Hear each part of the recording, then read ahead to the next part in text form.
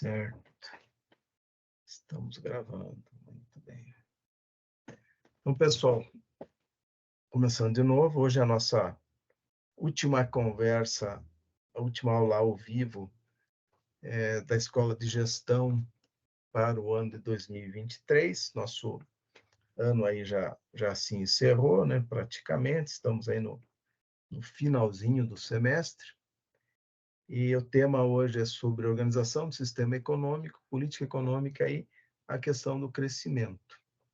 Eu sou o professor Ciro Burgos, sou economista e coordeno os cursos de Ciências Econômicas, Empreendedorismo e Logística. E a conversa de hoje é para provocar um pouco, tá? Aqui eu vou deixar para vocês aí o meu... Depois eu vou entregar a apresentação para vocês ali, um PDF, e daí fica o meu mini currículo aí para vocês darem uma olhada se tiverem interesse, meu contato. Muito bem. Vamos começar nossa conversa falando sobre o que é o sistema econômico. O sistema econômico é a forma como se organiza a sociedade. É a forma política, social e econômica pela qual está organizada uma sociedade. É um sistema particular de organização da produção, da distribuição e consumo de todos os bens e serviços que as pessoas utilizam, buscando a melhoria do padrão de vida e de bem-estar. É a reunião dos diversos elementos que participam da produção de bens e serviços que satisfazem as necessidades da sociedade, organizados do ponto de vista econômico, social, jurídico, institucional, etc. A gente divide a economia, o sistema econômico, em 3 setores. O setor primário, que é a agropecuária, a agricultura, né? A parte da extração e da produção agropecuária. O setor secundário, que é a indústria de transformação. Quando a gente fala em indústria de transformação, a gente se refere também à própria construção civil, pertence ao secundário. E o setor terciário, que é a parte de comunicação e serviços. Tá? Então, na economia, a gente organiza isso, os 3 segmentos, para facilitar depois todo o processo de estatística de contas nacionais de um país. Essa questão aqui, eu gosto de trazer muito essa ideia do que determina as ações, relações e comportamento econômico. Tá?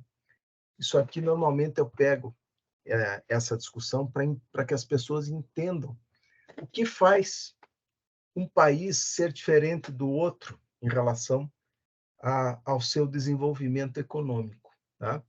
Então, se vocês forem olhar lá na história, isso aqui eu pego do livro do José Pascoal Rossetti, Introdução à Economia, que é um livro que eu gosto muito e recomendo muito ele, porque é um manual muito bom para se entender. Quem não é estudante de economia, por exemplo, vale a pena ter esse livro, dar uma olhada, para entender como é que funciona a economia de um país, como é que funcionam as relações econômicas. É um livro muito completo.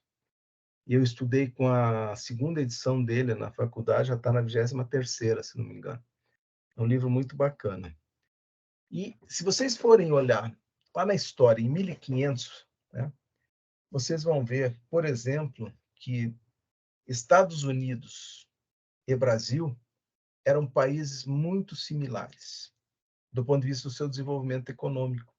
Os dois eram colônias, o Brasil, colônia de Portugal, e os Estados Unidos, colônia da Inglaterra. Muitos anos depois, a gente percebe as diferenças entre os países. Mas vamos pensar no seguinte: 1500, Brasil, qual era a principal produção? Produção extrativa. A produção extrativa para o Brasil, a produção, extração, depois começou a se produzir a cana-de-açúcar, a plantação de algodão. Os Estados Unidos como eram? A mesma coisa. O início da colonização no Brasil se deu lá por cima, pelo Nordeste, foi descendo depois, né? E lá nos Estados Unidos foi o sul dos Estados Unidos o começo do processo de colonização. Então, eram modelos muito parecidos, né? Eram países que tinham a mesma realidade. E por que depois eles se diferenciaram? Por quê? Por causa dessas questões, tá? As questões políticas, né? A forma de organização política da sociedade. O Brasil, ele foi independente muitos anos depois de Portugal do que os Estados Unidos da Inglaterra. A independência dos Estados Unidos foi em 1776, se não me engano. Do Brasil foi em 1822. E foram processos muito distintos. A nossa independência foi uma independência, eu costumo brincar, para inglês ver, não é isso? Por quê? Porque foi uma questão entre o pai, que era o rei de Portugal, e o filho, que era o imperador do Brasil, o rei do Brasil. E eles meio que fizeram um acordo para quê? Para que a coroa mantivesse pelo menos o Brasil, já que lá na Europa as monarquias estavam, o absolutismo, as monarquias estavam em fase de extinção, porque Napoleão Bonaparte vinha varrendo tudo, né? Então, o processo de independência foi diferente. Na forma de organização política da sociedade, essa transição se deu de forma diferente. Hoje, se a gente for olhar os países da Europa, a maioria dos países da Europa são parlamentaristas. O Brasil é um país presidencialista. Isso muda todo o processo de organização política e afeta a economia, né? Posturas ético-religiosas. O Brasil, ele foi colonizado por Portugal, que junto com a Espanha eram duas potências que tinham uma visão mercantilista somente, não tinham uma visão de industrialização. Por quê? Até porque a forma de pensar era diferente. As duas potências católicas, né? Enquanto que na Inglaterra aconteceu um movimento diferente, na Inglaterra, na Alemanha, né? Aconteceu um movimento diferente, que foi o protestantismo. Então, os protestantes da época, Calvino na Inglaterra, né? E ele proporcionou essa mudança, e Lutero na Alemanha, proporcionaram essa visão diferente da forma como as pessoas pensavam, né? Então, o que aconteceu na Inglaterra que mudou, né? O que mudou em relação à colônia quando veio lá o Henrique VIII e chegou assim, bem, agora o Henrique VIII ele chegou e brigou com o Papa Católico e ele disse assim, agora o rei sou eu, a religião agora é a religião anglicana, da qual eu sou o chefe da igreja anglicana, e vocês têm que aceitar isso, tá? Os protestantes já tinham toda uma questão que eles não aceitavam, algumas questões do catolicismo, e a igreja anglicana era basicamente a mesma coisa, só que a diferença é que, em vez de ser o Papa, era o rei Henrique VIII, que era o chefe da igreja anglicana. Então, ele era o chefe político, o chefe religioso, e ele determinava as questões, né? E algumas pessoas não conseguiram se sentir bem com isso e resolveram migrar. Migrar para onde? Migrar para a Nova Inglaterra, os Estados Unidos. E essas pessoas, elas não foram fazer a colonização tradicional que era feita. Elas foram lá para colonizar de uma maneira diferente. Elas foram buscar um lugar para desenvolver a sua sociedade, para praticar sua religião, produzir. Já um pouquinho depois veio a Revolução Industrial e essas pessoas que foram da Inglaterra para a Nova Inglaterra, depois Estados Unidos, já tinham esse embrião da Revolução Industrial, e aí elas começaram a desenvolver o norte da Nova Inglaterra, o norte dos Estados Unidos, com um pensamento pré-capitalista, ou quase capitalista, quase Revolução Industrial. Quando aconteceu a Revolução Industrial lá na Inglaterra, em pouquíssimo tempo, esse processo foi replicado na colônia que já era independente, que era a colônia já Estados Unidos da América. Então, isso fez com que os Estados Unidos se formassem de uma forma diferente do ponto de vista econômico e desenvolvimento econômico.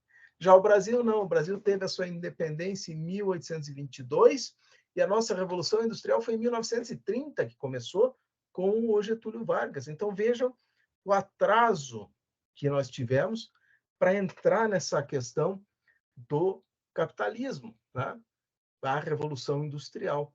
Então, isso mudou muito, isso fez com que a nossa estruturação jurídica fosse diferente, mudou a questão cultural, a formação cultural da sociedade, padrões e conquistas tecnológicas, forma de relacionamento social. Essa questão cultural é muito importante e fez com que muitos países se desenvolvessem de forma diferente. Um consumidor que tem mais cultura, ele é mais exigente. Então, ele vai exigir que as indústrias fabriquem produtos com mais qualidade, que prestem serviços melhores. Então, esses fatores eles fazem com que a ação econômica dos países seja diferente. E isso foi o que fez com que Brasil e Estados Unidos, que eram iguais em 1500, você pegar hoje, pegar depois da Revolução Industrial, a gente vai ver a diferença dos dois países.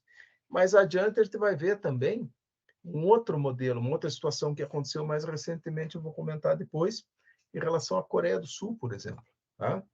Então, quando eu organizo um sistema econômico, eu tenho que trabalhar com os recursos produtivos, os chamados fatores de produção: terra, trabalho, capital, tecnologia e empresariedade. Empresariedade é a capacidade de gestão que o país tem, a capacidade de gestão das pessoas que estão envolvidas no processo econômico. Eu trago aqui um gráfico que mostra, de forma básica, o funcionamento da economia de um país. Tá? Então, a gente tem aqui, né, nesse fluxo circular da renda e do produto, eu tenho ali, né, o mercado de bens e serviços, eu tenho o mercado de fatores de produção, ou seja, onde eu negocio os bens e serviços que foram produzidos utilizando os recursos, que nada mais são do que os fatores de produção, né? E eu tenho, então, uma situação de oferta e demanda do quê? De bens e serviços, e uma situação de oferta e demanda de fatores de produção, ou seja, da mão de obra, das matérias-primas, das máquinas, dos equipamentos. Isso, de uma forma bem simples, né, nesse gráfico, que é o fluxo circular da renda e do produto, tá? Ele mostra, então, que as famílias são as detentoras dos fatores de produção, dos recursos produtivos. Tá? As famílias quem são? Somos nós, né? Somos nós somos parte das famílias. Então, nós somos os proprietários dos fatores de produção. Tá? Então, as famílias e as unidades produtoras, as firmas ou as empresas. Né? Então, o que tem aqui? As famílias oferecem os fatores de produção, os serviços, os fatores de produção. Então, oferecem a mão de obra, oferecem os equipamentos, oferecem a matéria-prima, que são propriedades dela. E as empresas organizam a produção com esses fatores. Tá?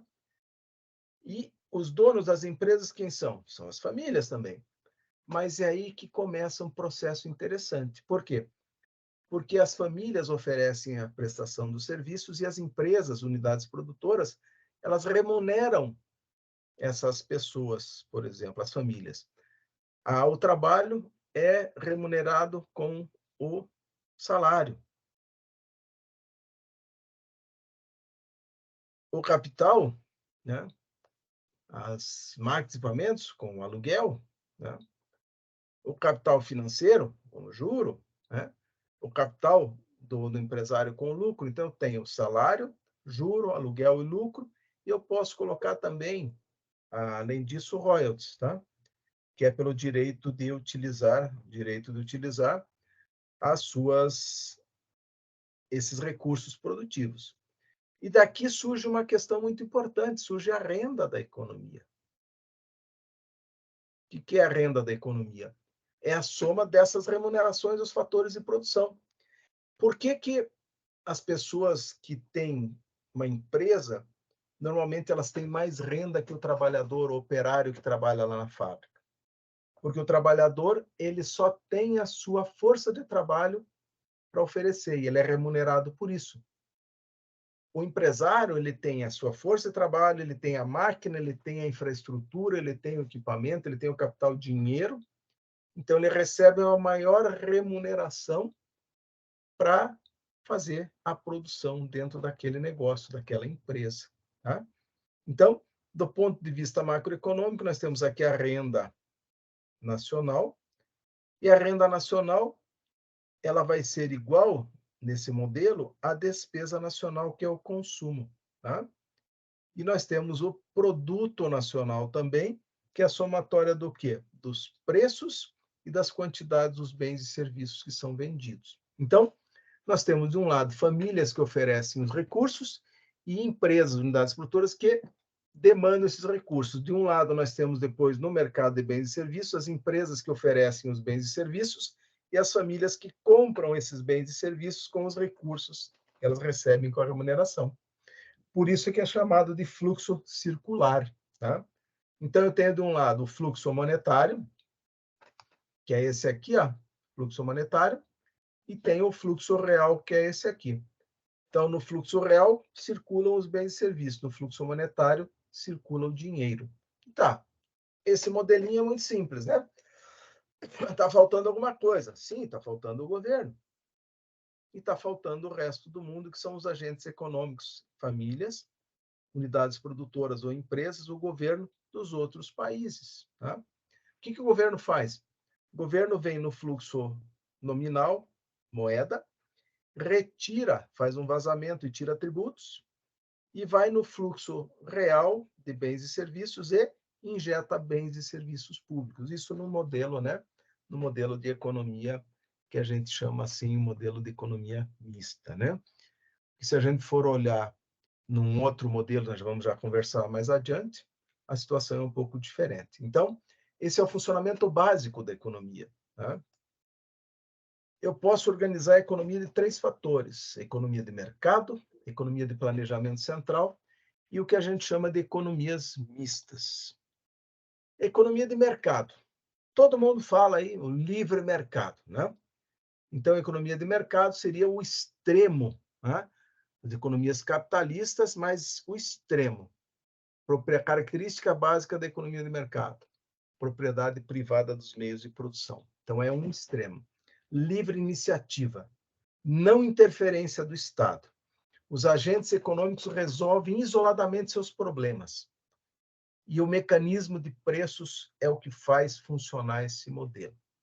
É o livre mercado, é o liberalismo econômico, digamos assim, colocado em funcionamento. Tá? É o mecanismo de preços que vai resolver. E aqui está a explicação do mecanismo de preço. Então, mecanismo de preço, eu vou ter concorrência entre as empresas para vender produtos e vou ter a concorrência entre os consumidores para comprar. Então, se sobra produto no mercado, formam-se estoques. A empresa não consegue vender. Os preços caem. Aumenta o interesse pelas pessoas, porque o preço cai, pela demanda aumenta por aquele produto, o interesse, e daí os preços voltam a subir novamente. Um novo equilíbrio. Então, o Adam Smith dizia assim, que a mão invisível do mercado controla a economia. Não precisa haver Estado, não precisa haver ninguém interferindo na economia. A economia, por si só, ela vai resolver seus problemas. Então, a livre iniciativa, o livre mercado, a economia de mercado. Do ponto de vista dos consumidores, também haveria uma concorrência entre eles para comprar, porque os produtos são os mesmos para todo mundo. Então, se falta um produto no mercado, o que acontece? Formam-se filas, pessoas que não conseguem comprar ficam aguardando. Como existe um interesse maior pelo produto, o preço sobe. Tá? Quando o preço sobe, o que acontece? O preço mais caro, as pessoas têm interesse menor, diminui o interesse. O preço cai, forma um novo equilíbrio. É como se a todo momento estivesse formando um equilíbrio, um novo equilíbrio o tempo todo, e não haveria, então, nada interferindo nesse mercado. Não precisa Estado, não precisa governo, eles defendem um Estado mínimo na economia. Tá? Então, essa é a economia de mercado, tá? É um extremo da organização econômica. Pessoal, não adianta colocar o RA no chat, tem que preencher lá o link que foi mandado. Tá? Esse modelo de livre mercado funciona? Funciona onde? Funcionou onde? Desse jeito, não funcionou em lugar nenhum do mundo ainda. Tá? Esse modelo, como se defende hoje, sem interferência do Estado, a iniciativa privada fazendo tudo, o equilíbrio funcionando a todo tempo, o mercado fazendo as coisas funcionarem sozinhas, esse modelo não existiu em lugar nenhum do ponto de vista de uma economia de um país como um todo. Ele existe em pedacinhos da economia. Se você for lá no Ceasa, às 3 horas da manhã, você vai ver o sistema de livre mercado funcionar. Mas de que maneira? As pessoas vão lá comprar batata, por exemplo. Se tiver muita demanda de batata, o preço sobe. E daí vai custar mais caro. Quando as pessoas já não estão procurando tanta batata e o produtor vê que já está chegando às 5, 6 horas da manhã, eles vão, peraí, se eu não baixar o preço, eu não vou vender. Daí ele baixa o preço. Por quê? Porque diminui o interesse pela compra, a demanda, as pessoas vão comprar mais se ele baixar o preço. Então, ali funciona o livre mercado, mas é no Ceasa, é, de certa maneira, na Feira Livre, né? Mas não existe nenhum país do mundo que se desenvolveu sem a interferência do Estado. Não existe nenhum país do mundo que se desenvolveu sem a interferência do Estado. E aí a provocação. Por isso que eu falei no início que era uma provocação. Tá? Aí as pessoas dizem, professor, mas a escola austríaca da economia, o von Mises, o Friedrich von Hayek, essa turma diz que o Estado não deve existir. Por quê? Se o Estado não existir, a economia vai funcionar sozinha, vai se desenvolver, papapá, papapá. Aconteceu onde isso? Não existiu em lugar nenhum do mundo. Nem na época do Adam Smith, se as pessoas forem ler o Adam Smith, que é o que desenvolveu essa primeira teoria da economia, se vocês forem ler o Adam Smith, vão ver que lá o Adam Smith defende que o Estado dê escola, que o Estado atue na segurança, que o Estado atue em várias funções, né, da sociedade para equilibrar a economia. Né? Então, eu vi aqui no chat, o tal do anarcocapitalismo é mais ou menos defende isso aí, é o liberalismo ao extremo. Ao extremo. Não precisa existir economia, não precisa existir Estado. O Estado, ele não precisa existir. Por quê? Porque sozinho as pessoas vão se organizar. As empresas vão se organizar, a mão de obra vai se organizar, a oferta e a demanda no mercado inteiro vai fazer com que o mecanismo de preços resolva tudo. Tá? Infelizmente, não é assim que funciona na realidade. Nos Estados Unidos, como é que foi? Não foi assim também. Né? Nos Estados Unidos, 1929. O que aconteceu em 1929? Tivemos a grande crise, né, internacional, que começou aonde? Lá em outubro de 1929, nos Estados Unidos. Por quê? Um problema lá na Bolsa de Valores, uma especulação muito forte, a economia veio abaixo. E como é que ela saiu da crise? O mercado sozinho resolveu. Não, senhor. Né? Teve o chamado New Deal, com o presidente Roosevelt, que na verdade foi um modelo baseado no que o Keynes propunha. O Keynes, muito antes de 1929, ele já identificou a crise. A partir de 1922, ele escreveu vários artigos indicando que a economia mundial ia passar por uma crise, porque ele percebia que a acumulação, a geração de demanda estava começando a diminuir, ou seja, se eu não tenho demanda, eu não tenho quem queira comprar, eu não tenho para que produzir. Isso vai fazer com que a economia lá entre em recessão, depois em depressão. E o Keynes já dizia isso. Ele já dizia que a economia mundial ia enfrentar uma crise de demanda. Por quê? A economia não estava conseguindo gerar demanda para que os negócios crescessem, para que houvesse o processo de acumulação de capital.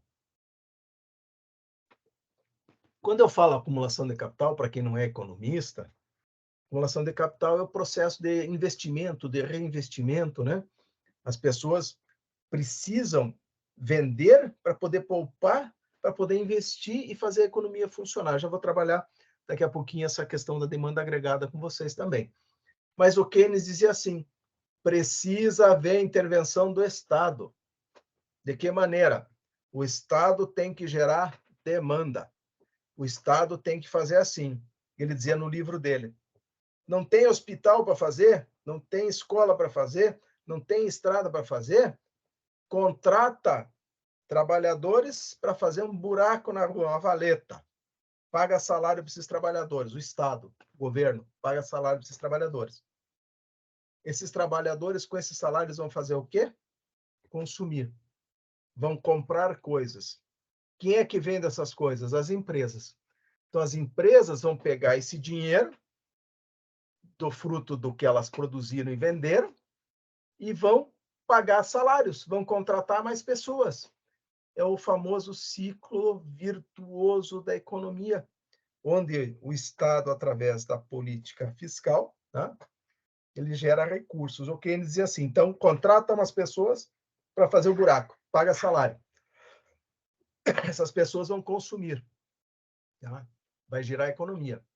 Daí, contrata outro grupo de pessoas para fechar o buraco, a valeta, e paga outro salário.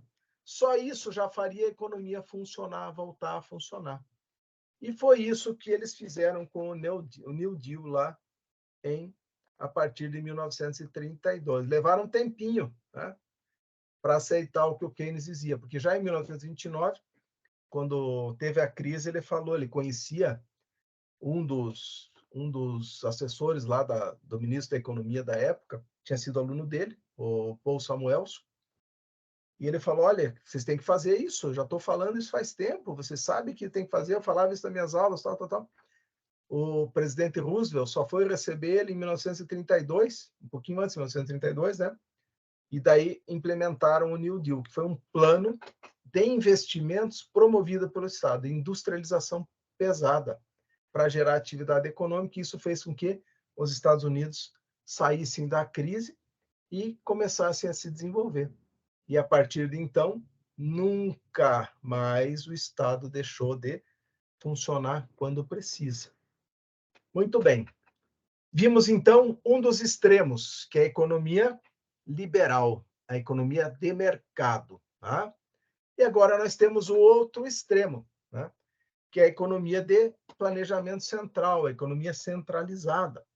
São as economias socialistas. Qual é a diferença básica aqui?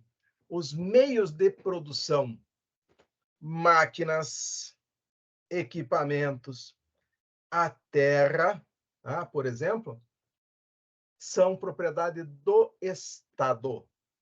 Os meios de sobrevivência são de propriedade dos indivíduos. O carro é teu, o apartamento é teu. Tá? Esses meios de sobrevivência. Tá? O carro, o apartamento, a tua roupa, teus objetos de uso diário, são todos teus. Mas aquilo que é utilizado para produzir é do Estado. Foi assim que começou, depois eu vou comentar um pouquinho, foi assim que começou a funcionar lá na União Soviética. Tá? Então, existe um órgão de planejamento central que faz a proposta, diz assim, olha, nós temos que desenvolver essa realidade aqui. Então, nós vamos fazer a estrada aqui, vamos fazer esse tipo de indústria, vamos produzir esses bens, tal, tal, tal, tal. Então, um órgão de planejamento central. Tá? Ele não se baseia no mercado. No modelo de economia centralizada, o mercado ele não serve para nada, digamos assim. Por quê? Porque os preços que na economia de mercado são a base, são o que faz funcionar o mecanismo de preços, na economia centralizada, eles representam apenas recursos contábeis que são utilizados para controlar a eficiência das empresas. Então, cada empresa ali no modelo de economia centralizada tem uma cota de matéria-prima, mas ela não desembolsa o recurso. É só feito um registro contábil como custo de produção. Por quê? Porque é tudo de um dono só. As empresas são todas do Estado, do mesmo dono. Então, é feito isso só contabilmente. Ah, professor, mas como é que se faz o preço na economia centralizada? O preço dos bens de consumo é determinado pelo governo. o governo subsidia bens essenciais e taxa os bens mais supérfluos. Uma parte desse lucro vai para o governo, outra parte fica com as empresas para reinvestimento, e o restante é dividido entre administradores e trabalhadores. Tá? Seria uma coisa assim maravilhosa, funcionaria muito bem, né? Quase funcionou, mas não funcionou desse jeito. Tá? Tem algum país em que isso funciona hoje? Ó, de certa forma, né? De certa forma, existem 2 países que funcionam desse jeito, com suas dificuldades assim enormes, né? Você tem Cuba, que é uma pequena ilha, essencialmente agrícola, que não tem investimento quase, que tem dificuldade em conseguir dólares porque tem um inimigo maior, que é os Estados Unidos, que fazem o chamado bloqueio, né? Eles não permitem que as empresas americanas negociem com Cuba, penalizam países que negociam com Cuba. Então, tem uma dificuldade muito grande para funcionar. Tá? Se não houvesse o embargo norte-americano, Cuba provavelmente seria um país mais próspero do que é. Tá? Mas funciona desse jeito, com as suas dificuldades enormes, né? De estar ali na frente de Miami, praticamente, a todo momento as pessoas querendo ir embora, uma série de coisas, uma dificuldade muito grande. Funciona. Mal, mas funciona hoje, tá? E funciona mal, porque eles têm muita dificuldade, mas são bons em algumas coisas, saúde, educação, algumas coisas são bons, mas tem muita dificuldade. Por quê? Porque eles não têm acesso aos recursos que um país como o Brasil tem acesso, tá? E tem outro extremo lá, que é a Coreia do Norte, né?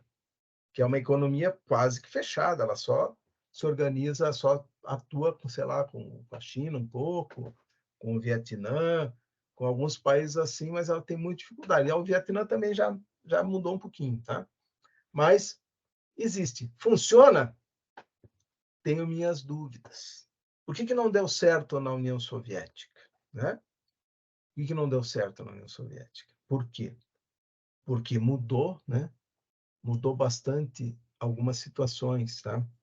E a União Soviética e a própria China, elas costuma-se, quem estuda isso a fundo, costuma dizer que eles deram um passo inicial que o Marx não previa. O que o Marx dizia? O Marx dizia que o capitalismo nos países ia se desenvolver de tal forma que o capitalismo ia se desenvolver, que a exploração do trabalho ia ser de tal forma que essas pessoas exploradas iam tomar o poder, né? E iam ser donas de tudo aquilo que elas construíram, que é as indústrias, as fábricas, tudo. Só que a Rússia, quando virou comunista e começou a implementar um modelo de planejamento central, ela era um país feudal. Não tinha indústria. Não tinha, eles não esperaram acontecer o que o Marx falou que ia acontecer. A China, a mesma coisa, era um país feudal. Então, foi muito mais difícil fazer esse modelo funcionar. E depois, no caso da União Soviética, já a Rússia virou União Soviética, eles tiveram muita dificuldade, por quê? Porque veio a guerra armamentista, a Guerra Fria, e daí eles tiveram que deixar de fazer investimento em infraestrutura, em urbanização das cidades, em habitação, em outras coisas, para fazer o que é? A corrida armamentista. Bomba nuclear, aviões, né? Chegar na Lua, essas coisas todas que desviaram o foco, digamos assim, né? E aí deu no que deu. Por quê? Porque também tem o papel do homem, né? Não existiam privilegiados, entre aspas, mas o diretor de uma grande empresa, ele conseguia manipular algumas coisas, começou a existir o mercado paralelo, onde os bens eram desviados e começaram a existir alguns benefícios que a coisa acabou degringolando de tal forma que deu no que deu, tá? E aqui a gente tem que chegar num modelinho, tá? que a gente percebe a diferença, né? Os dois que eu comentei até agora eram sistemas extremos, certo? Eram extremos.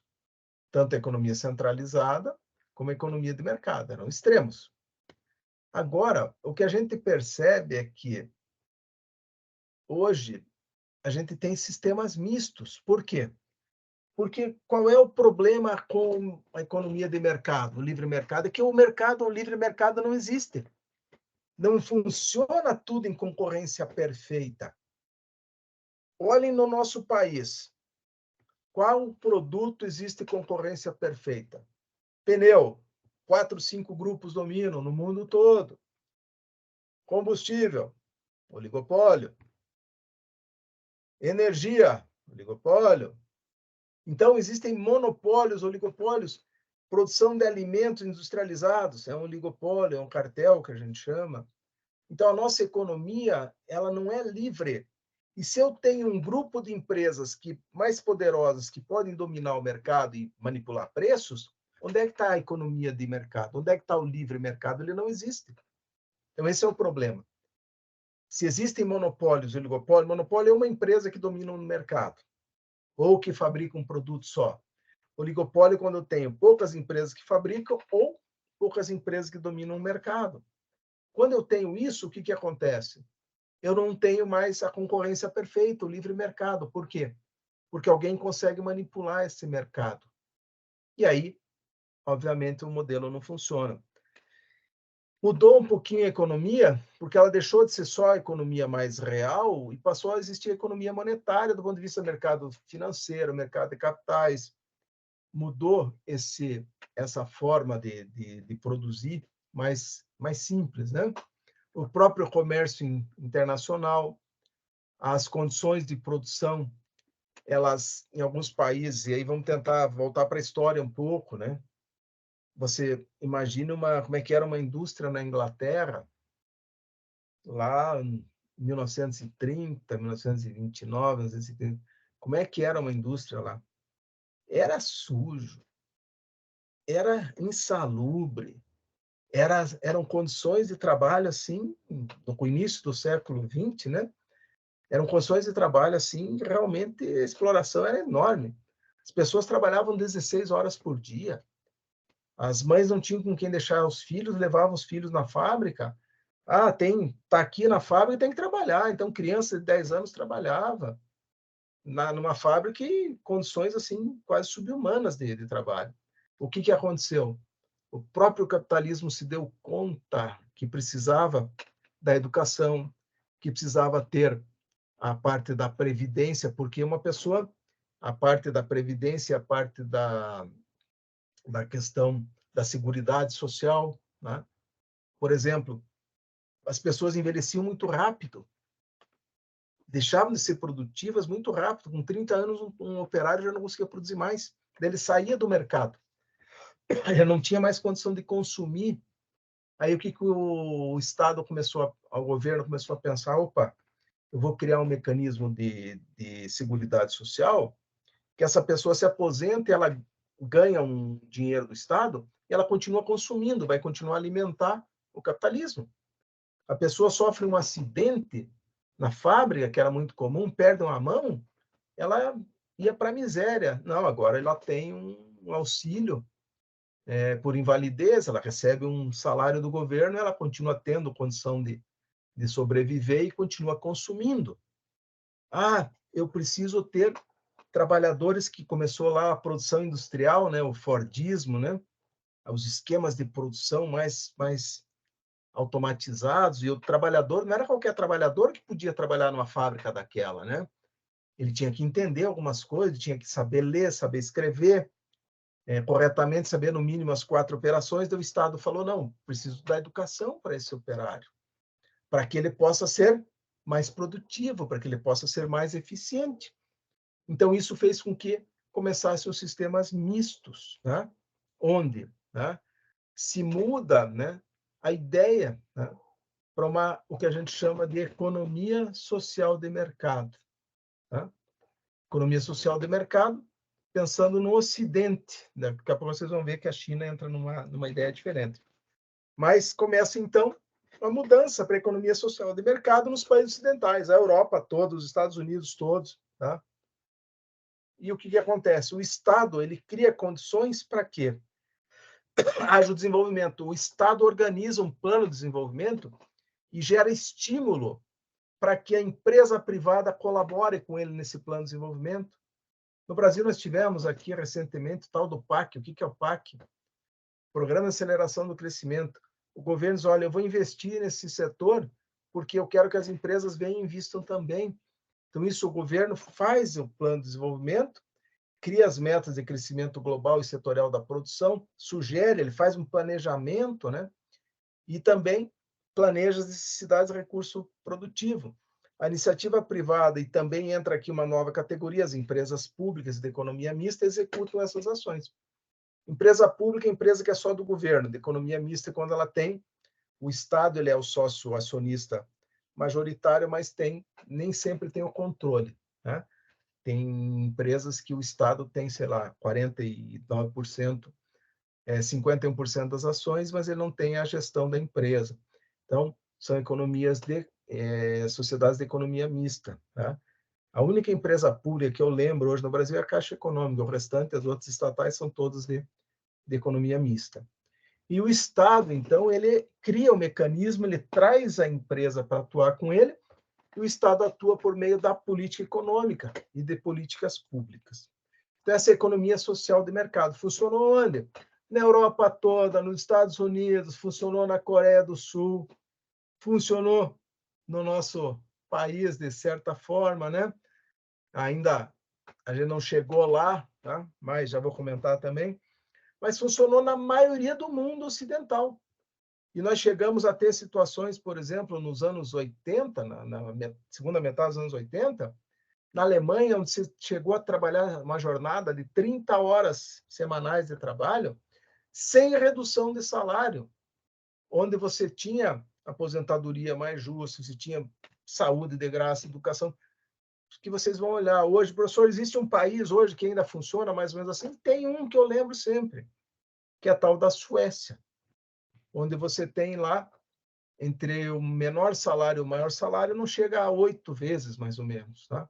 Aqui no Brasil, entre o salário mínimo tá 100 vezes, pelo menos, né? Então, funcionou na maioria do mundo ocidental. E nós temos o outro lado da mesma moeda, digamos assim, que é o socialismo de mercado, né? Socialismo de mercado ou o capitalismo de Estado, tá?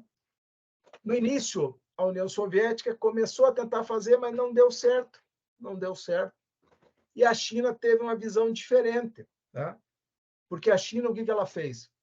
Ela abriu a sua economia a partir de 1980. Ela fez assim, olha, nós somos quase, na época era 1 bilhão e tanto de habitantes, hoje é 1,5 bilhão. Estou falando certo, é bilhão, tá? 1.000 milhões, bilhão, tá? 1,5 bilhões de pessoas morando num país só, que tinha a maior parte da sua população morando no campo, vivendo em subsistência, regime de subsistência, como se fosse no feudalismo ainda. O que eles fizeram? Eles trouxeram, né? Trouxeram uma visão diferente e disseram assim, este pedaço aqui da nossa economia vai funcionar igual os países capitalistas. E começaram uma produção em larga escala, né? De uma forma pragmática, desenvolveu um poderoso parque industrial e tecnológico que atua como se fosse um país capitalista, né? E obteve um destaque na economia que vem até os dias atuais. Hoje a China abastece a maior parte da economia mundial e vem equalizando a sua transição de economia feudal, de subsistência, no campo, para a cidade, transformando a forma de produção agrícola e promovendo a urbanização de maneira planejada. Então, você não pode, e aí é uma coisa diferente, né? Do ponto de vista político, lá eles são comunistas, tá? Então, tem lá o Partido Comunista Chinês, que é o que domina, apesar de que existem outros partidos menores, tá? Mas do ponto de vista da política em si, eles são comunistas. Então, eles planejam a economia para os próximos 25 anos, tá? E todo ano eles fazem o congresso lá do partido para verificar se o planejamento está certo. E do ponto de vista da economia, são pragmáticos, tá? Eles têm uma economia que abastece o mundo todo. E se antigamente não tinha qualidade, hoje a China produz o que você quiser de altíssima qualidade, com tecnologia avançada, né? E é um sucesso, digamos assim, no campo da economia mista. Só que é um socialismo de mercado. Outro modelo misto é uma economia social de mercado.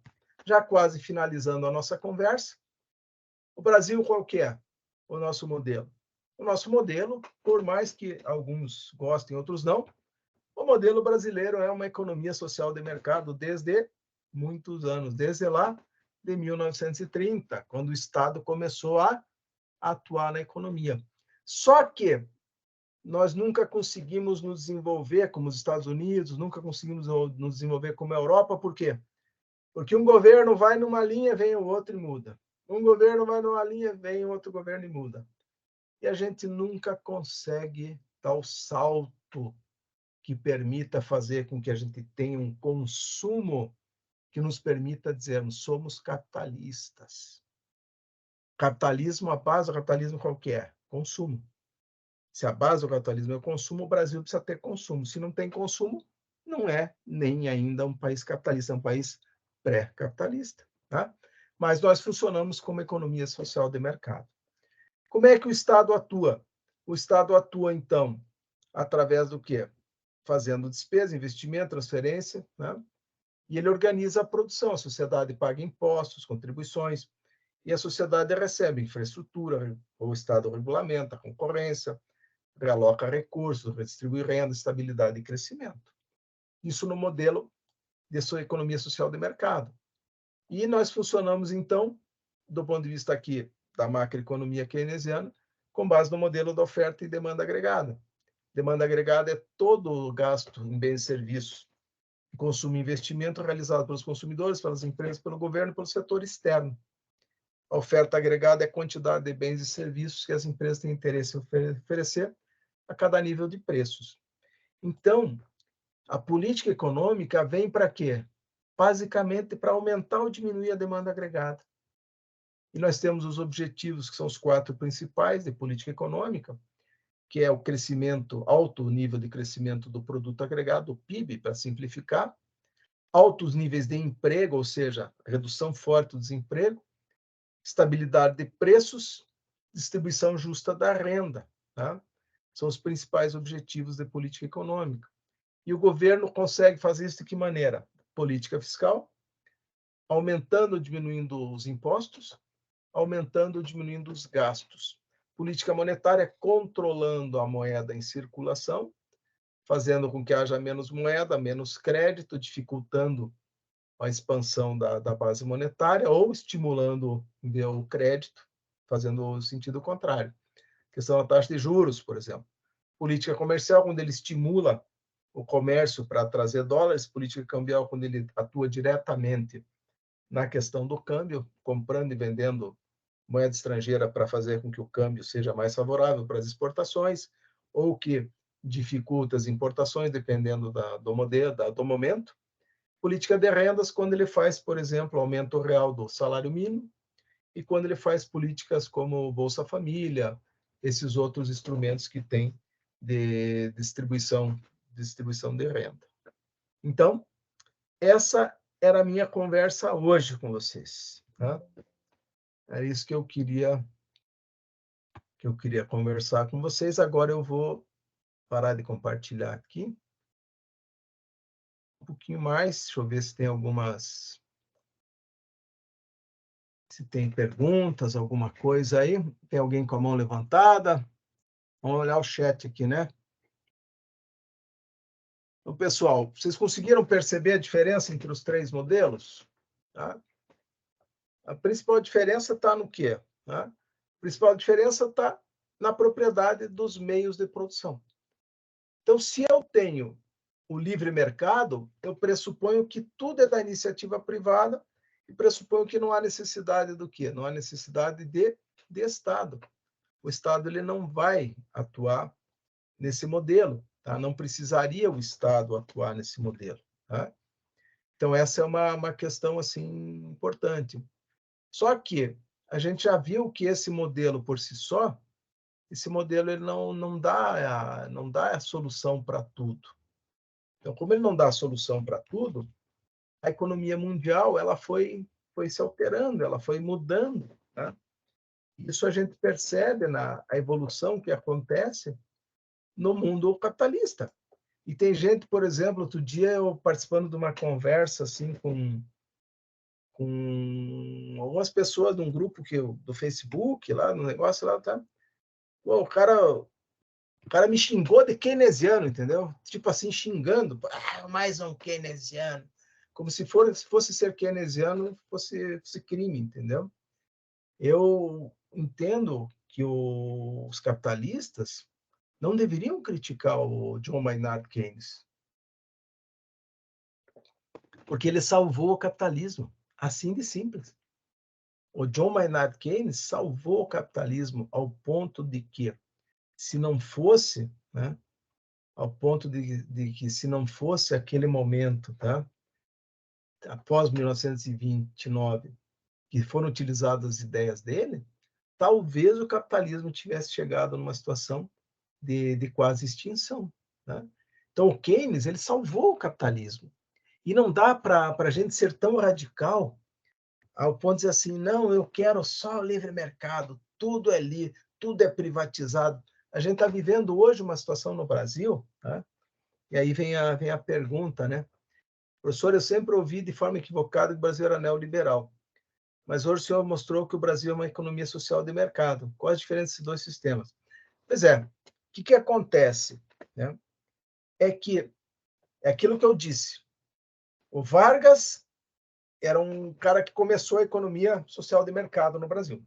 O Juscelino Kubitschek, que implementou o planejamento a nível de país, também pode-se dizer que ele estava querendo colocar a economia social de mercado, que nem se chamava assim na época, ninguém sabia o que estava acontecendo, né?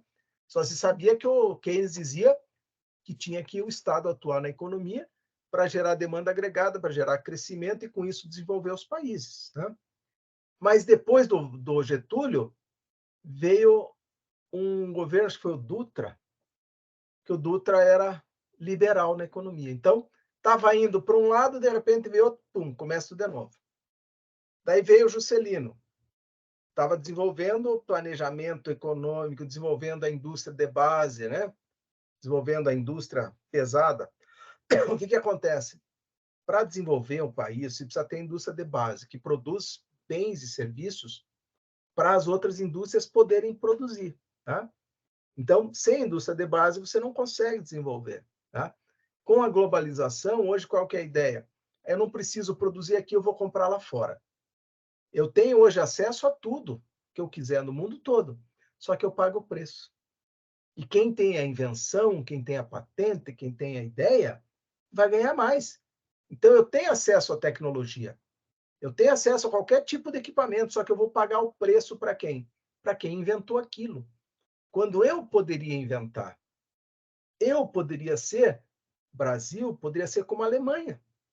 O Brasil é um país, um grande exportador, só que o Brasil exporta bens sem valor agregado. O Brasil exporta matéria-prima, minério, soja, milho, algodão, alguma coisa de aço, mas é uma industrialização mínima. A gente exporta as chamadas commodities. Quem gera riqueza depois lá é no outro país, porque pega aqueles bens primários que a gente exporta, transforma e no processo de transformação vai gerando riqueza. Aquele momento que eu falei para vocês ali, que surge a renda. Eu vendo a minha força de trabalho, eu recebo um salário, todo mundo fazendo a mesma coisa, eu tenho meu equipamento, eu alugo para a empresa e recebo remuneração por isso. Então, quando eu pego e transformo um produto, uma matéria-prima num produto, eu remunero os fatores de produção e esses fatores de produção vão ganhar renda. Então, eu estou fazendo o efeito multiplicador, estou gerando riqueza que não existia. Quando o Brasil exporta só matéria-prima, a riqueza é gerada onde? Lá na China. Ou no outro país que compra o nosso produto, a nossa matéria-prima. E a diferença, então, qual que é? A gente vinha, então, altos e baixos. Juscelino fazendo um trabalho maravilhoso, foi um dos melhores presidentes que nós tivemos na história do Brasil. Né? E o Juscelino, era um camarada de centro. Politicamente, ele não era radical nem de perto. Tá? Ele é um cara que tinha uma visão desenvolvimentista. Aí vieram os militares, e os militares fizeram o quê? Se alinharam aos Estados Unidos e começou outra vez uma visão econômica monetarista, liberal. E aí, outra vez, o país para trás, entendeu? Perdendo oportunidades. O governo anterior, tá? Veio lá, 2003, fazendo um trabalho desenvolvimentista, basicamente keynesiano, heterodoxo, não radical. O governo do PT, o primeiro governo do Lula, foi um governo que quase, sem brincadeira, por pouco não podia se dizer que fez políticas neoliberais, faltou pouquinho. Tá? Era um governo desenvolvimentista, mas o mercado às vezes aperta a composição política, o governo tem que fazer uma coisa ou outra que não é necessariamente desenvolvimentista. Foi mais desenvolvimentista que tudo. Daí veio o governo anterior, Paulo Guedes, um defensor do liberalismo, praticamente não fez política econômica. O nosso país virou, assim ficou, do ponto de vista da economia, não estou falando de política, tá? Do ponto de vista da economia. É difícil eu, como professor de economia, saber quais ações de política econômica foram feitas nos últimos 4 anos. Eu lembro que eu tinha que dar uma aula de política econômica na outra instituição, era no segundo governo, era segundo ano, 2020, né? E eu fui pesquisar o que o governo estava fazendo, né? E daí eu escutei lá o secretário de Política Econômica do Ministério da Fazenda, uma entrevista dele que tinha lá, ele publicou a entrevista oficial. Ele dizia que a política econômica do governo era aumentar o Bolsa Família e liberar o fundo de garantia para as pessoas poderem comprar por causa da pandemia. Isso é uma coisa assim, um arremedo de política econômica. Então, realmente fica difícil. Né? Por quê? Porque nós não temos uma constância. Tá? E nós temos um outro grande problema. Sistema econômico envolve o quê?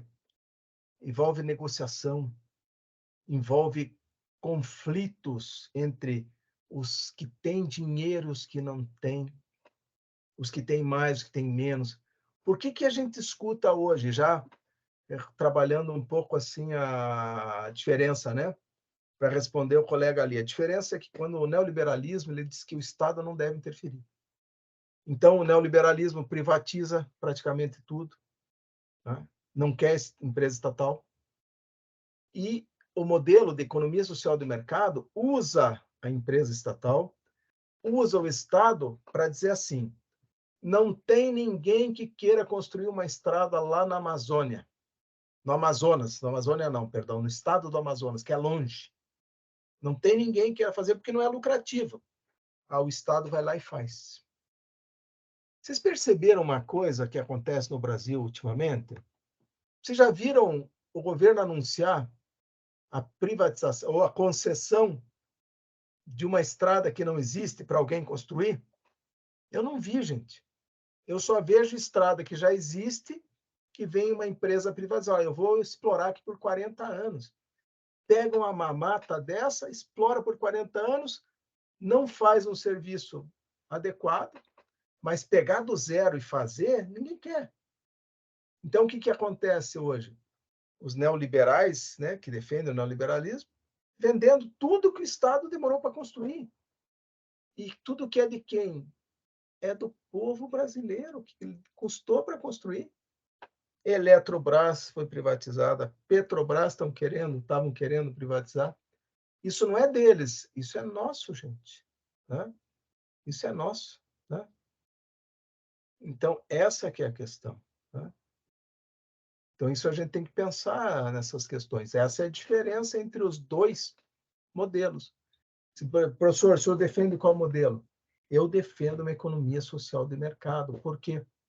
Nós somos um país ainda subdesenvolvido. Se o Estado não for atuar para desenvolver o país, a gente não vai conseguir sair dessa crise. Então, essa é uma questão importante para a gente pensar. Deixa eu ver se tem alguma outra pergunta. Pois é, a industrialização no Brasil. O que acontece quando a gente não industrializa? O que aconteceu? Se vocês forem pesquisar na história, tá? Forem pesquisar na história, vocês vão ver. O sul do Brasil, Santa Catarina especificamente, era o maior polo de produção de malha, camiseta, confecções. O Paraná tinha um polo no norte do Paraná de produção de confecções enorme. O estado de São Paulo, ali a região de Franca, produtor de sapatos. Com a globalização, o que aconteceu?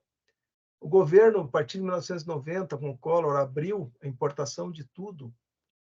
Como é que você concorre com a China, que produz? Quando uma empresa brasileira pensa numa possibilidade de produção, uma demanda para atender, ela pensa em milhares de unidades.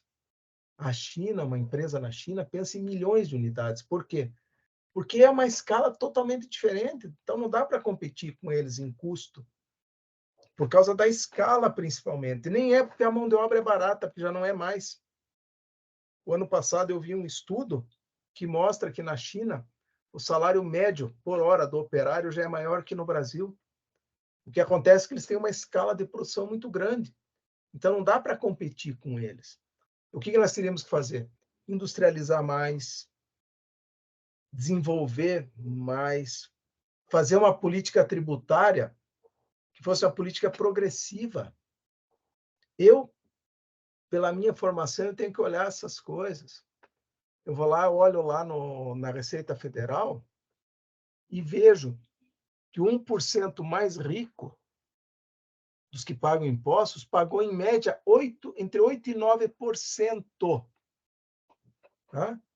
Eu, classe média, professor universitário, a minha tributação real foi 20 e tantos por cento, não chegou no 27,5% porque eu tive uma restituição. Mas a minha tributação lá, quando eu fui fazer uma declaração de imposto de renda, se não me engano, foi 23% de tudo que eu ganhei, eu paguei de imposto. Então, está errado isso. Quem ganha mais tem que pagar mais. E daí o que acontece quando você fala em fazer uma política, né? Você fala em fazer uma política, né? Uma política de tributação maior. Ah, vamos taxar grandes fortunas. A pessoa que ganha 10 mil por mês, acho que é com ela. Onde é que tem imposto à grande fortuna? Na França tem, na Europa toda tem, nos Estados Unidos tem. E isso não acabou com o modelo deles. O que acontece é que aqui no Brasil, a desigualdade é muito grande do ponto de vista econômico. Então, nós nunca vamos chegar a ser um país mais igual, com menos desigualdade, com menos desigualdade tributária e principalmente de renda. Enquanto eu não tiver uma economia que tenha mais consumo, eu vou ficar limitado. Limitado ao quê? A exportar matéria-prima e ficar feliz com isso. Não está certo. Deixa eu ver as perguntas aqui. Industrialização, falamos. Eu não entendi qual aumento de 20% do Lula de que cada empregado das empresas. Desconheço. Não sei o que o Lula. Eu não lembro nada de 20% por cada empregado. Eu, pelo menos, não estou pagando nada nem vou pagar. Vai quebrar umas empresas, eu não sei o que é, qual que é o que se refere. O professor é a favor do governo desinchar a máquina para que a economia ande mais e haja menos corrupção? Na verdade, esse é outro mito. Né? Na verdade, esse é outro mito. Nós temos uma máquina estatal menor. Nós temos hoje nosso índice em relação ao funcionalismo público no Brasil, ele é em torno de 12% da população economicamente ativa ocupada, né? Então, o nosso governo, por mais que falem que não, o Estado brasileiro não é um Estado inchado. Isso não é um mito que se fala. Se você for na Europa, tem países, vai lá por exemplo, Suécia, você vai na Noruega, você vai na Finlândia, vai na Dinamarca. 40% mais ou menos da população empregada é do serviço público. Então, não é um mito. Ah, professor, e a questão da corrupção? Corrupção é fiscalização. Não é o fato de ter mais funcionário público que vai ter mais corrupção. A corrupção é fiscalização. Né? Fiscalização, criar mecanismos que a sociedade possa participar. É isso que precisa fazer. Tá? É mais fiscalização. Né? E eu digo para vocês uma coisa. Em relação à fiscalização, a gente avançou bastante. Né? Avançou bastante. Muita gente presa por corrupção. Muita gente presa. No Brasil todo. Né? Muita gente. Então, é isso aí. Eu acredito que num país como o nosso, o governo precisa investir mais para gerar desenvolvimento. Até o momento em que a economia por si só ela consiga avançar. Mas do jeito que está, digo uma coisa para vocês, a Argentina. O cara lá diz que vai acabar com o Banco Central, que vai liberar tudo, que não sei o quê. Não vai dar certo. Não vai dar certo por quê? Porque sempre aquele jogo de poder, alguém vai ganhar muito mais e vai explorar o outro e não vai conseguir fazer a coisa andar. O problema que nós temos no Brasil é que hoje se ganha muito aplicando só no mercado financeiro que muita gente não tem interesse nem em produzir mais. Vale a pena ficar no rentismo só. Então, essa é uma questão importante. A outra coisa que eu vejo fundamental que precisa mudar ainda, quando a empresa privada ela tem prejuízo, ela apela para o governo. O governo vai lá e ajuda. Quando ela tem lucro, é só dela. Né? E nós temos um capitalismo muito selvagem no Brasil, infelizmente. Você vê o que está acontecendo hoje lá, uma empresa privada está fazendo com que 20% da capital do estado de Alagoas corra o risco de afundar por causa da exploração de uma empresa privada, que foi o caso daquela empresa lá em Minas Gerais, que as barragens lá, quantas pessoas foram prejudicadas, até hoje não foram indenizadas. Esse tipo de coisa que não pode acontecer, entendeu? Essa é uma coisa realmente muito complicada. Né? E daí, quando você vê o governo fazendo uma proposta de cobrar, por exemplo, imposto de fundos exclusivos, que a pessoa tem que ter no mínimo 10 milhões para começar a participar, o Congresso brasileiro, a proposta era, se não me engano, tributar em 16%, coisa assim, ficou em 8%.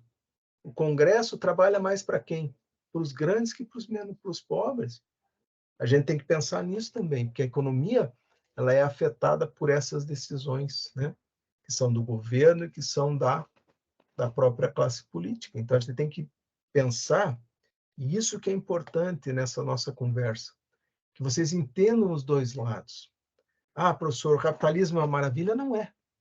Né? No papel é lindo, mas é que nem estão falando aqui. Mas o pobre paga mais imposto no Brasil do que o rico. Está errado. Então, essa é uma coisa que tem que tomar muito cuidado.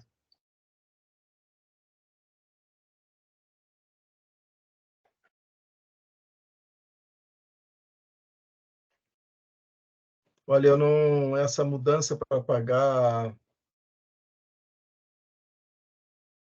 Ah, mas isso aqui não é. Agora eu estou entendendo o que você está falando. Está falando da desoneração fiscal. Né? O que acontece? O Brasil, a nossa política, já temos que começar a pensar em acabar a nossa conversa. No Brasil, a política tributária ela é feita com base no lobby. O que é isso? Então, eu sou fabricante desse tracinho aqui que usa para escrever. Tá? Então, eu tenho meu deputado lá, o deputado vai lá, pressiona e tal. Então, o meu setor vai ter desoneração, vai pagar menos imposto sobre a folha de pagamento. Tá? E eu prometo que eu vou gerar não sei quantos mil empregos se eu tiver essa desoneração. Qual que é o problema? O problema é que foi feita desoneração em vários setores, assim, de uma forma aleatória, com base no lobby, sem muito planejamento. Foi um governo começou lá em 2016 até. Foi antes, 2012, foi no governo da Dilma que começou isso. Tá?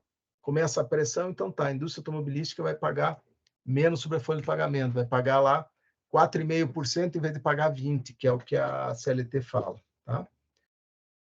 E vou gerar tantos mil empregos. Não geraram os empregos. Não baixou o preço para o consumidor final.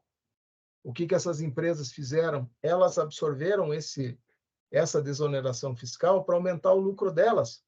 Então, nem favoreceu a sociedade, vocês podem olhar, não sei o que estou falando. Tá?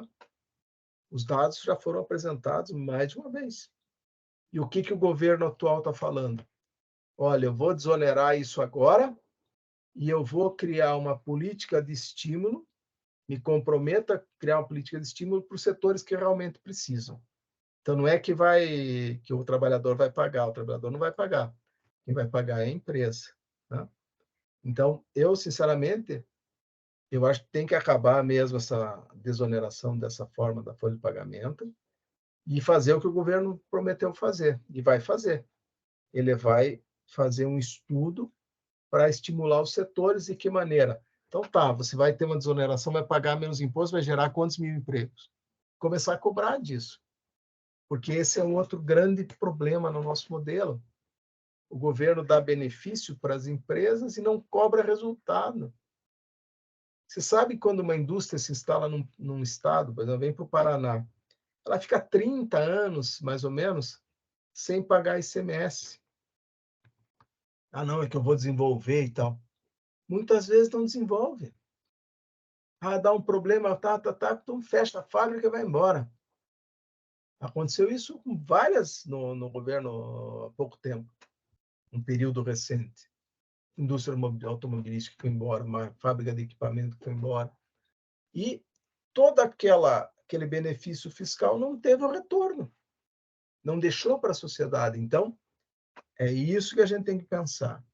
A economia, ela tem, no meu entendimento, ela tem que defender um modelo que seja uma economia social de mercado e que vise a longo prazo, médio e longo prazo, diminuir a desigualdade entre o que ganha menos e o que ganha mais. Essa é a principal questão. E de que maneira se faz isso? Gerando emprego. Professor, o senhor é a favor dos Bolsa Família? O que eu respondo sempre? Eles são um mal necessário. Por quê? Porque nós temos uma tradição de desigualdade, nós temos uma questão estrutural, né, que fez com que parcelas da população se mantivessem durante muito tempo num patamar de pobreza, de desigualdade, sem acesso ao que o Pierre Bourdieu chama os códigos da modernidade, para entender melhor a educação, para conseguir um emprego melhor, para conseguir trabalhar, as pessoas totalmente fora dessa realidade e que, se o governo não ajuda um pouco para que ela tenha como sobreviver e sair dessa situação, não vai acontecer nunca isso. Por quê? O que acontece? E vou dar um exemplo bem simples para vocês entenderem.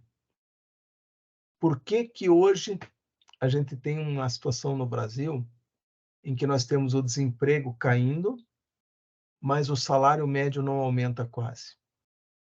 Aumentou, mas aumentou muito pouco. Por quê? Porque hoje o que está acontecendo? A empresa que recebeu a desoneração da folha de pagamento, o que ela faz? Ela demite 40, né? E contrata 60 com o mesmo valor. Né? Ah, eu aumentei, contratei, tinha 40, agora tenho 60 funcionários. Só que ela paga menos. Por que isso acontece? Simplesmente porque qualquer um de nós que disser assim, eu quero sair do meu trabalho e arrumar outro emprego, qual a chance que você tem a maioria das pessoas, qual a chance que tem de sair do emprego e entrar em outro ganhando mais? A chance é muito pequena. Por quê? Porque em todos os setores, tirando alguns, né, muito poucos, tem uns segmentos aí que tem uma mão de obra muito especializada, que precisa de mão de obra especializada, e que o salário está crescendo. Na maioria das vezes, né, o que acontece? Na maioria das vezes, o salário é menor, porque quando você tem lei da oferta e da procura, quando você tem uma oferta muito grande de mão de obra, o preço da mão de obra cai, o salário cai. Então, essa é uma realidade hoje. Uma realidade hoje. Se não houver alguma forma de apoio, né? Se não houver uma forma de apoio do Estado para que a pessoa ganhe o Bolsa Família e ela consiga consumir, ela consiga fazer com que a criança vá para a escola e assim por diante, mas, claro, cobrando o que é desde o início, lá quando a esposa do Fernando Henrique Cardoso fez a proposta do Bolsa Família lá no início. Ganha o dinheiro, mas tem que ter a criança na escola, tem que ter isso, tem que ter a vacina, uma série de coisas. Por quê? Porque aí você vai ter aquela pessoa que vai pegar aquele dinheiro, vai conseguir melhorar suas condições e vai chegar um momento que ela vai conseguir chegar num patamar de crescimento dela, que ela não vai depender mais do governo. É isso que eu espero. Então, é um mal necessário, mas não resolve. O que resolve o problema é geração de emprego. De que maneira? Criando indústria, criando atividade econômica que vai gerar emprego. Não tem outro jeito. Não tem outro jeito. É a única forma, tá? Pessoal, o imposto sindical é outro mito também, tá? Tá? O que eu fiquei sabendo é que não foi aprovado imposto sindical, é outra conversa. O que foi aprovado é que, na negociação coletiva, se a tua categoria conseguiu uma vantagem na negociação coletiva, você pode pagar uma coisa para o sindical, mas o imposto sindical não volta e não vai voltar, não. É uma coisa bem diferente. Tá? É complicado, pessoal, mas vejam o lado bom, né? Aqui conseguir estágio realmente não é fácil, não. Tá? Conseguir emprego no Brasil hoje não é fácil. Tá? Principalmente em algumas atividades mais específicas. E também tem muita questão da idade. Infelizmente, hoje no Brasil ainda tem essa dificuldade da idade. Mas a tendência é que, se a gente for olhar os números da economia aí desse ano, as projeções para o ano que vem, pelo menos a gente está tendo uma projeção de crescimento econômico. Não é um grande crescimento econômico, mas é um crescimento que a ideia vai se sustentar. Tá? Então, eu acredito que a gente está aí no caminho. Tá? Eu sou uma pessoa bem crítica das coisas aí do governo. Eu, por mais que eu tenha meu posicionamento, né, ideológico, político, todo mundo tem que ter, eu sou bem crítico do ponto de vista da economia, né? Até pela minha responsabilidade, eu sou professor de economia, tenho que dar os dois lados da visão da coisa. Que nem eu fiz hoje. Eu apresentei os dois lados e falei, ó, o modelo que eu gosto é esse aqui. Mas quem quiser defender, quem quiser ser, por exemplo, anarcocapitalista, ser defensor do livre mercado, lá estudar a escola austríaca, que a maioria das pessoas diz que a escola austríaca é ficção científica, porque não funciona em lugar nenhum, né? Mas quem quiser estudar, vai lá estudar, horas. Tá? Então, essa que é a questão. Do ponto de vista da economia, né, eu continuo sendo um defensor do desenvolvimentismo, né? Um desenvolvimentista ferrenho. Por quê? Porque o Brasil só vai eliminar essa desigualdade, o Brasil só vai ser um país melhor se a gente se desenvolver do ponto de vista econômico. E desenvolver significa o quê? Crescimento contínuo com melhorias sociais. É isso que eu quero. Eu quero que todo mundo possa ter, no mínimo, o padrão de vida que eu consegui ter, trabalhando duro. Mas o padrão de vida que eu quero para todo mundo é o mínimo que eu tenho. Tá? Tem gente que não, o cara chega num nível lá, tá? Quer que o outro continue pobre para quê? Para ele continuar ganhando mais dinheiro. Não é isso que eu defendo, né? Então, essa é a ideia. Tá? Espero que vocês tenham gostado. Vou parar de gravar aqui. E última do ano.